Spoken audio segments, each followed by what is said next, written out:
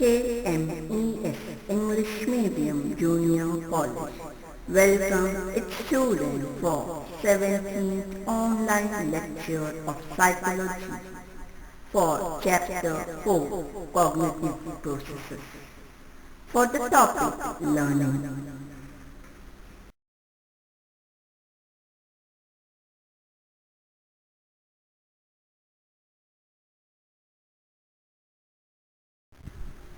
Students, in the previous lectures of cognitive process, we have learned about cognitive processes, attention, perception and thinking.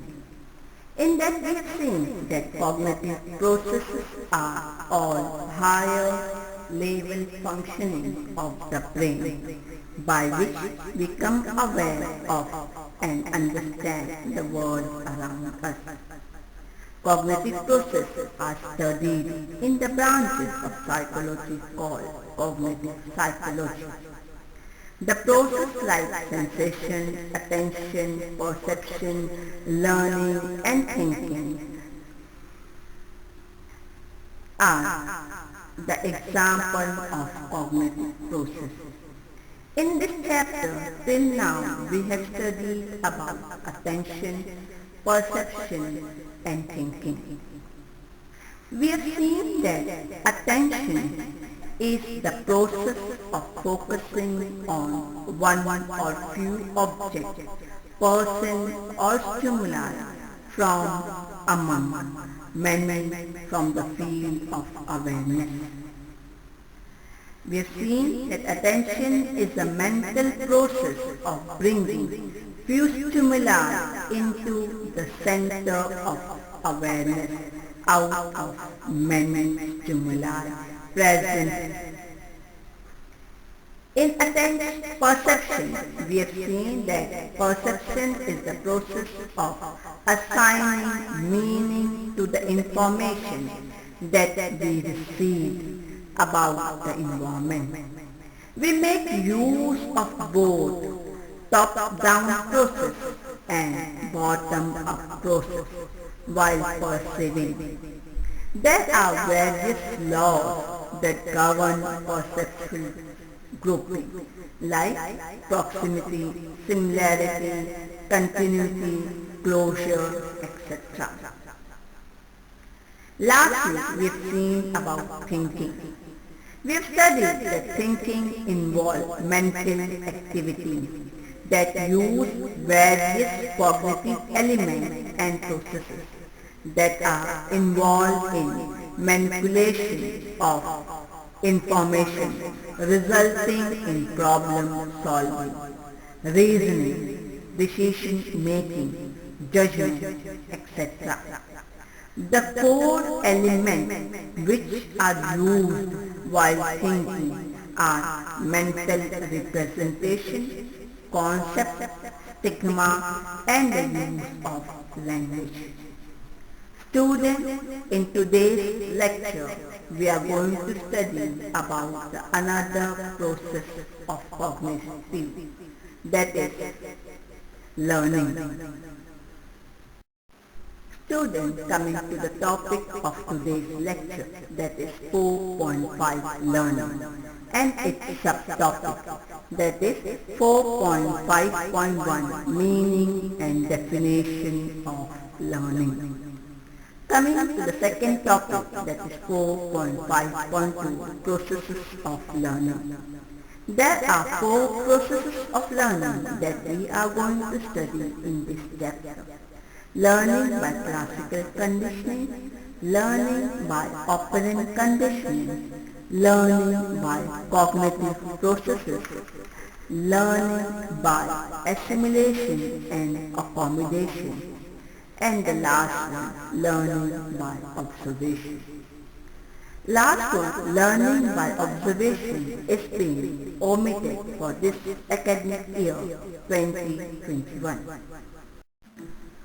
4.5.1 Meaning of learning. Learning is an important process of human life. Learning refers to modification in person behavior.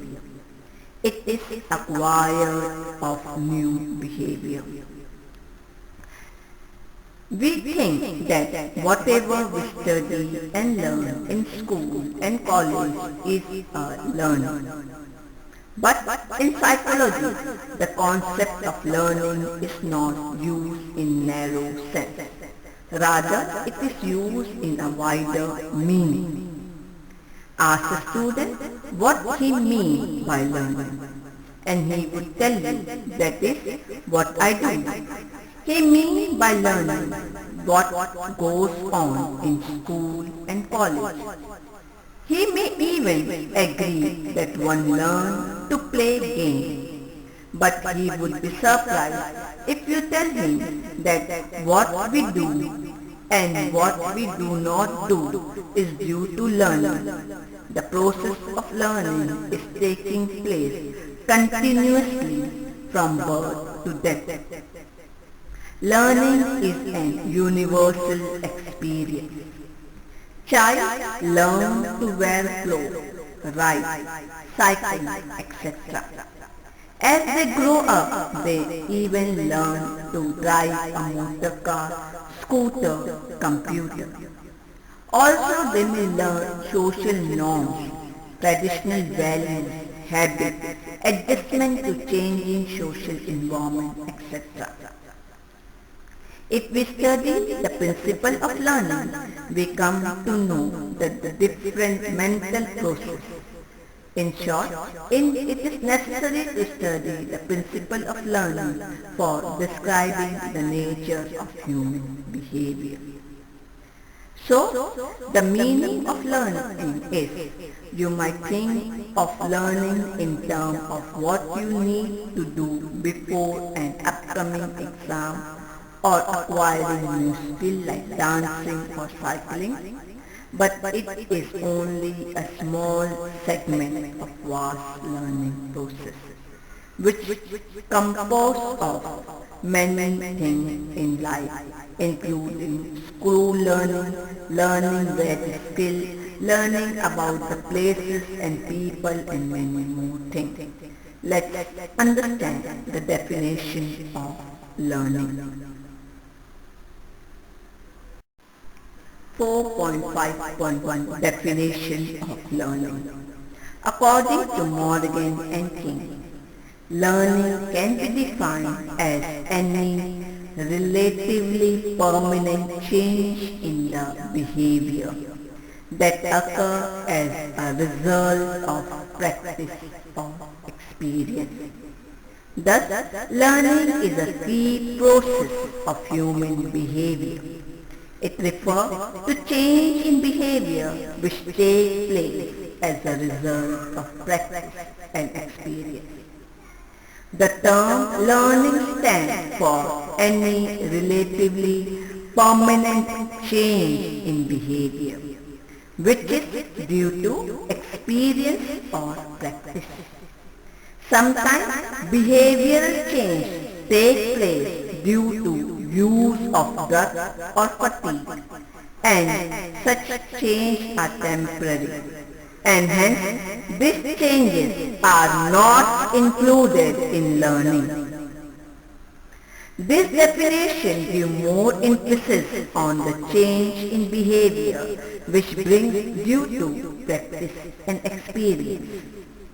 Also, these changes are relatively permanent and it can be measurable. Examples of permanent change in learning are learning to drive a car, typing, etc. Learning brings good changes as well as worse. For example, stealing, aggression, etc. On the basis of definition, we can describe that there are four major features of learning processes. They are: learning brings changes in behavior. The change must be due to experience or practice. These behavior changes are relatively permanent. The change in behavior are modified change. Let's read the following example and identify the duration of change in the behavior. 1. Rohit, an alcoholic, abused people around him under the influence of alcohol. Second, Uday is able to draw human figure well. You may have identified that the change in behavior of Rohit is temporary and the change in behavior of Uday is relatively permanent. Let's read another example and identify the reason of change in the behavior. 1. Pratik learned to ride a bicycle by continuous repetition. Second, Akshay got an electric shock after putting his finger in the socket and so has stopped doing so. You must have identified that the change in the behavior of Pratik must be due to practice and the change in the behavior of Akshay must be because of practice but rather must be because of experience. Thus, learning is defined as a relatively permanent change in the behavior that occurs due to experience or practice. 4.5.2 Processes of Learning. Learning is a complex process. There are many processes of learning. Learning involves change in behavior. Learning is dynamic, lifelong process involving some change in behavior. This may be in knowledge or in muscular movement.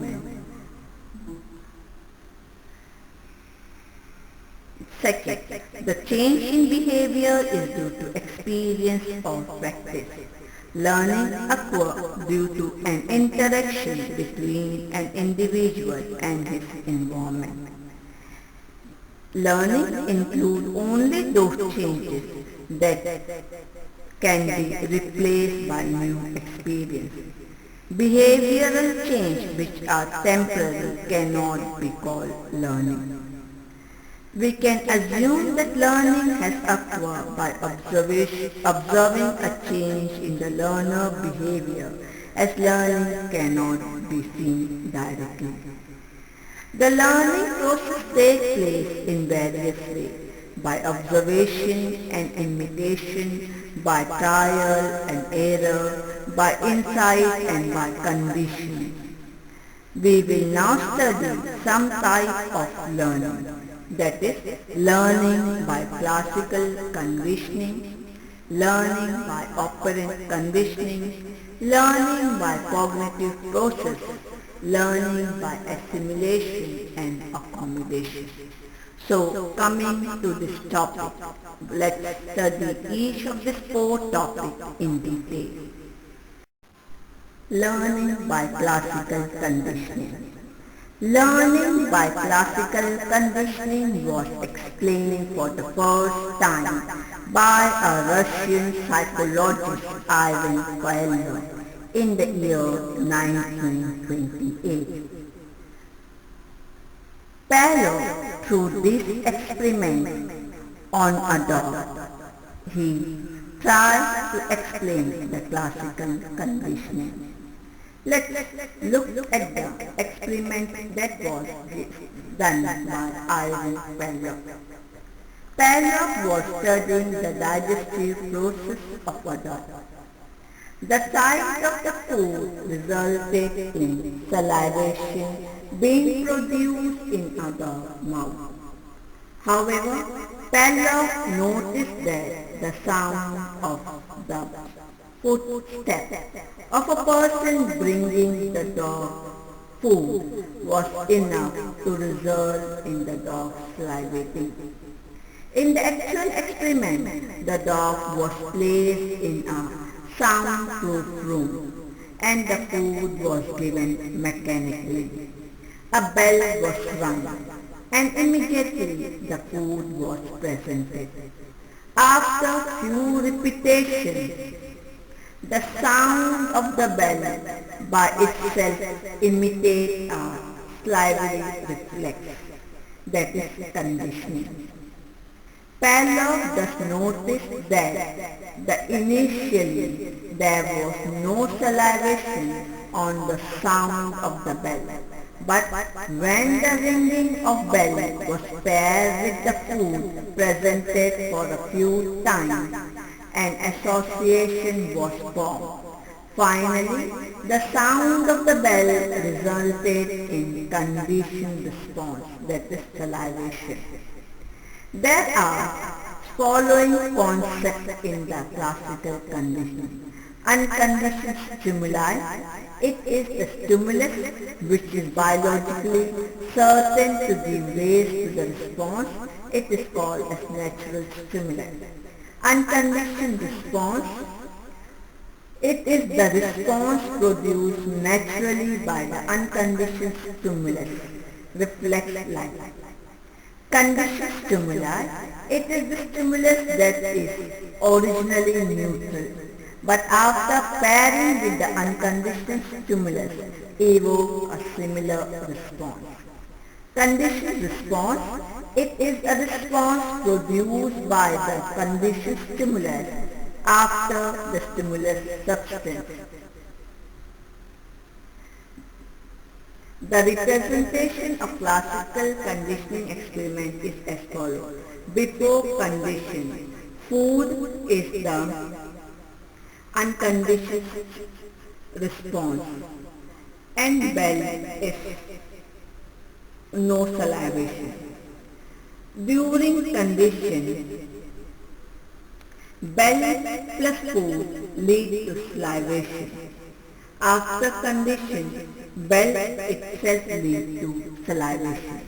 So this was the experiment that was done by in classical conditioning.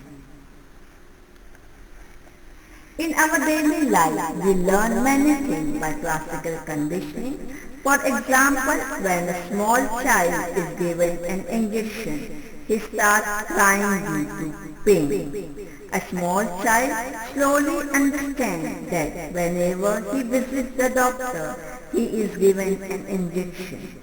When he understands the connection between the doctor and injection, he immediately starts crying as soon as he is taken to a doctor. Learning by operant conditioning. Learning by an operant conditioning was explained by an American psychologist, B.F. Skinner. He performed an experiment in which a rat was put in the special box. So, let's study the experiment on operant conditioning. B.F. Skinner conducted experiment on a rat and a pig using an apparatus called Skinner box. It was a simple box with a lever at one end, which when pressed released a food. A hungry rat was kept in the box. The restlessly moved about in the box and accidentally pressed the lever. The food was released, which the rat then ate. Soon the rat learned that pressing the lever results in food for it to eat. Thus it began to rapidly press the lever and eat the food till it was satisfied. The rat thus learned the relationship between its behavior, pressing the lever, and the release of the food as a result. According to B.F. Skinner, certain behavior may be learned to gain positive consequences. Similarly, as he also demonstrates that certain behavior may be learned to avoid negative consequences. Imagine a situation and try to understand the nature of learning by operant conditioning. If your teacher deducts 5 marks for late submission of assignment, you will be on time for the next submission. Second, after much hard work, you win a dance competition. You are likely to participate next year too. In the first situation, you are less likely to repeat your behavior because your behavior yields to a negative consequence. While in the second situation, you are more likely to repeat the behavior because it leads to some positive consequence. Learning by cognitive processes. Just when Skinner and Pavlov were talking about connections and consequences of behavior, Edward Tolman demonstrated that though rats in this experiment was not given any food, they still learned about the different pathways in the maze. That means rats created math in the mind just for the sake of it. This experiment demonstrates that learning takes place in the mind using mental process, what we call cognitive processes now. So, in learning by cognitive process, Edward Tolman explained that learning may take place using cognitive process like problem solving, reasoning, etc., and not only due to forming of connections, as explained by classical conditioning, or due to the consequence of behavior as explained by classical operant conditioning. Learning by assimilation and accommodation. James Piaget explained that we learn many things by assimilation and accommodation. James Piaget is one of the opinion that on the basis of new experience or new information we keep refining the existing concept that we have. For example, when a child learns or forms a concept of a cow, he accepts some general rule or characteristic to form a concept of cow. But when he encounters a buffalo, she knows that the difference between the cow and the buffalo are form of separate concepts of a buffalo. This process of forming and refining the concept on the basis of similarities and differences is called learning by assimilation and accommodation.